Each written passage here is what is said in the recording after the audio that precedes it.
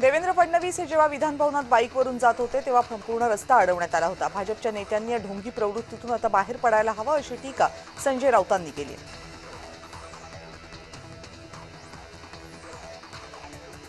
रोहित पवार यांनी लासलगाव बाजार समितीत कांद्याच्या भावात सातत्यानं होत असलेल्या घसरणी विरोधात आंदोलन केलं। यावेळी बाजार समिती आवारामध्ये रोहित पवार यांनी शेतकऱ्यांसोबत चटणी भाकर कांदा खाऊन त्यांच्या आंदोलनात सहभाग नोंदवला। शेतकऱ्यांच्या बाबतीत राजकारण होऊ नये, शेतकऱ्यांना न्याय मिळाला पाहिजे असं वक्तव्य आमदार रोहित पवार यांनी केलं। कांदा उत्पादकांच्या मागण्या पूर्ण नाही झाल्या तर नाशिकहून दिल्लीला जाणारा रस्ता बंद करू असा इशारा दिला।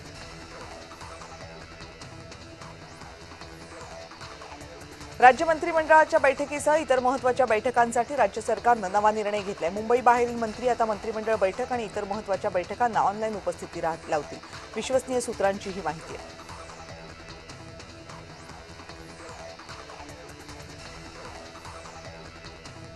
नीट परीक्षा पेपरफुटी प्रकरणावरून पुण्यात महिला काँग्रेसनं आक्रमक भूमिका घेत आंदोलन केलंय। बिबवेवाडी परिसरामध्ये झालेल्या आंदोलनात केंद्रीय शिक्षण मंत्री धर्मेंद्र प्रधान यांच्या हकालपट्टीची मागणी झाली। महिला काँग्रेसच्या अध्यक्ष स्वाती शिंदे यांच्या नेतृत्वाखाली हे आंदोलन पार पडलं। विधान परिषदेमधील आमदारांच्या उपस्थितीची आकडेवारी समोर आली आहे। माजी मुख्यमंत्री उद्धव ठाकरे यांची उपस्थिती फक्त 31.58% राहिली। 4 वर्षात 42 दिवस त्यांनी उपस्थिती लावली। माजी मुख्यमंत्री उद्धव ठाकरे यांचे सभागृहातील अटेंडन्स कार्ड सादर झाले। उपस्थितीची आकडेवारी थक्क करणारी आहे, असे प्रतिनिधी जनता कसे स्वीकारणार असा प्रश्न ट्विट करत केशव उपाध्ये यांनी सवाल केला। राज्यसभेचे खासदार राघव चड्डा यांनी शिर्डी साईबाबा समाधी मंदिरात हजेरी लावली। साईबाबांच्या धूप आरतीला उपस्थिती लावून साईबाबांच्या समाधीचं दर्शन घेतलं आणि देशाच्या समृद्धीसाठी त्यांनी प्रार्थना केली।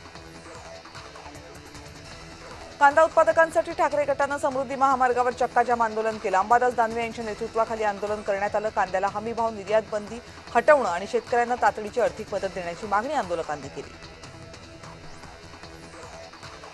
परभणी हिंगोली विधान परिषदेच्या जागेवर राष्ट्रवादीचाच आमदार होणार असा दावा चंद्रकांत नवघरे यांनी केलाय। दोन्ही जिल्ह्यात आमची सर्वात जास्त सदस्य संख्या, त्यामुळे आमदार आमचाच होणार असं नवघरे यांनी म्हटलं।